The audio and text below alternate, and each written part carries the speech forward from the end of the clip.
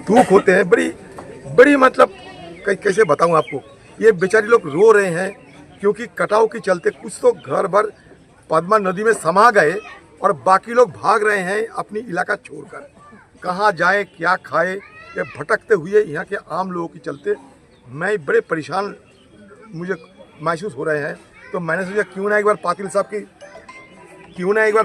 की मैं ध्यान आकर्षण करें, इसलिए मैं आपको ये फोन लगाया कि कुछ तो कीजिए ना। आप लोगों ने बड़ी दुर्दशा में ये लोग फंसे हुए हैं। मेरे इसमें कटाव वाला हमारे इसमें नहीं आता है, हमारा जल आपूर्ति का है। मानता हूँ। ये कटाव वाला जो है उसके जो फंडिंग है वो हमारे पास नहीं है। तो हम किसको दरवाजे में ये खटखटा दे रहे हैं, कहिए ना। अब एग्रीकल्चर में सिलसिला कहिए। ये तो एग्रीकल्चर की मसला नहीं है, तो कटाव है। कटाव है, जमीन तो एग्रीकल्चर से आ रही है ना, उसमें हाँ, जमीन तो एग्रीकल्चर की है। तो आप लोगों की तरफ से क्यों ना सूबे की सरकार से वार्ता किया जाए। मेरे ऑफिस में मेरा पीएस को बोलता हूँ और वो आपको गाइड कर देगा। हाँ, मैं अभी उसको बोलता हूँ आपको।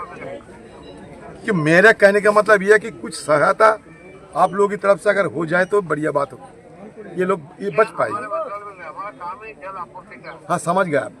टेक्निकली आप सही कह रहे हैं, इसमें कोई मुझे दो राय नहीं है, लेकिन फिर भी अगर हो सके, क्योंकि मैं आपको बता देता हूँ, अभी 5 मिनट में आपको फोन आ जाएगा।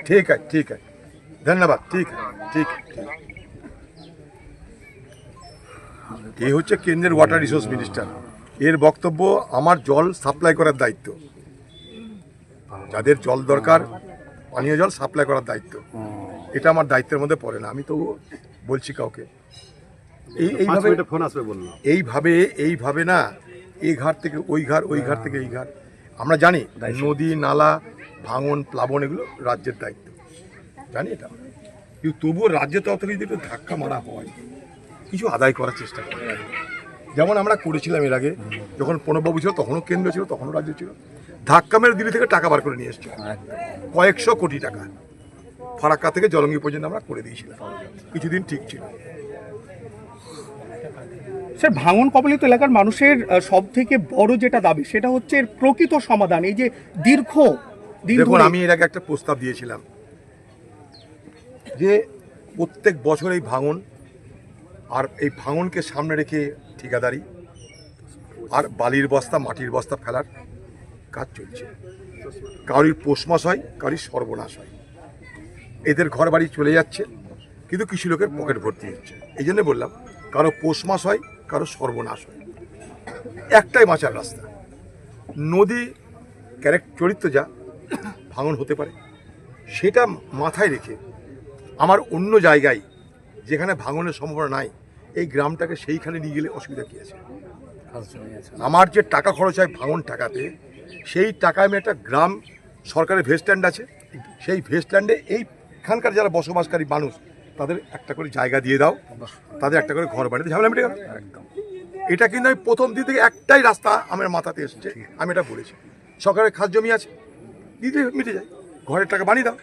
তুমি যা টেন্ডার করে যে টাকা কোটি কোটি টাকা খরচা করছো, সেই কোটি কোটি টাকা 2-4-10টা গ্রাম তৈরি হয়ে যায়। একদম, কারণ সরকারের জমি নিজের হাতে, ভেস্টল্যান্ড, এরা তো বলেনি আমরা যাবো না। থাকলো জমি, থাকলো তো হলো, না হলো গেল, তাতে এদের পরোয়া থাকবে না। কিন্তু আজ হারানো মানে সব হারিয়ে গেল। সেদিন আমার যদি আরেকটা বিকল্প থাকার জায়গা থাকে, তাহলে আমি একটা হারালাম, আরেকটা থাকলো এই জায়গায় আসবো। বাড়িতে মানুষ বলে না, একটা বাচ্চা আরেকটা হলে ভালো হয়, কেন? ভাইসা যদি কোনো বিপদ আপদে আরেকজন দেখবে। কিন্তু স্যার, রাজ্যের যে মন্ত্রী আছে ওরা তো বলছে এগুলো কেন্দ্রের কাজ। দেখো, এই লাফড়ায় আমরা পড়েছি। মন্ত্রীকে ফোন করছি, মন্ত্রী বলছে কি যে এটা আমার দপ্তরের মধ্যে পড়ে, শুনলে তো ঠিক আছে। এর আগে আমাকে মন্ত্রী বলেছিল কি, আপনাদের রাজ্যকে বলুন প্রস্তাব পাঠাতে। এই যাকে বললো যে আমাকে ফোন করতে, সে আমাকে এই কথাটাই বলবে। আমি জানি কি বলবে, আপনি রাজ্যকে বলুন প্রস্তাব পাঠাতে। এর আগে আমি এটা বুঝেছি, জেনেছি। রাজ্য প্রস্তাব পাঠাতে আজ না কাল, কাল না পরশু। এ দোষ দেওয়া চলবে, এদিক থেকে ওদিক, ওদিক থেকে এদিক। আর এই দোষারোপের মধ্যে আমরা এখানকার মানুষ